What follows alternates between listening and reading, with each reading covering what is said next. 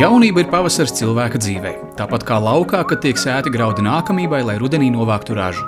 Un, kad raža laba, neviens cits neizjūt to prieku, ko jūt pats sējējs. Artis Čoičs sevi dēvē par mazo zemnieku plašajos Latgales austrumos. Nieka 27 gadus jauns, audzis un mācījies tepat laukos, dzīvo Salnavā, Ludzas novadā. Mācījies Salnavas pamatskolā un uzreiz pēc skolas beigšanas uzsāka studijas Malnavas koledžā par lauku īpašumu apsaimniekotāju. Jau no pamatskolas laikiem atceras, ka palīdzot vecstāvam vienmēr bija domājis, kā atvieglot dzīvi laukos.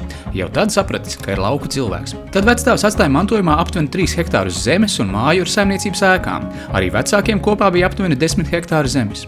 Paralēli mācībām Malnavas koledžā Artis sāka pievērsties graudaugu audzēšanai ar domu nākotnē paplašināties. Izmantojot Eiropas finansējumu jaunajiem lauksaimniekiem, tika iegādāts graudaugu kombains un lauksaimniecības zeme aptuveni 7 hektāru platībā.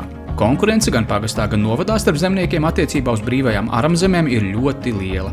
Taču intuīcija, iegūtās zināšanas un praktiskā pieredze ļāvusi jau krietni apbružāties un paldies kosmosam un pašam, ka tas ir izdevies. Šobrīd Artis apsaimnieko nedaudz virs 100 hektāriem aramzemes. Nākotnes plāni ar katru dienu tikai aug. Latgalieša spīts, jaunības trakums un mērķtiecība lieti noder. Lai jau skauģi aprunā, lai nenovīdīgie kritizē, ja par tevi runā, tu esi ievērots. Galvenais pašam neapstāties. Kā par sevi saka pats Artis, esmu patriots savai zemei, Latgalei un Latvijai.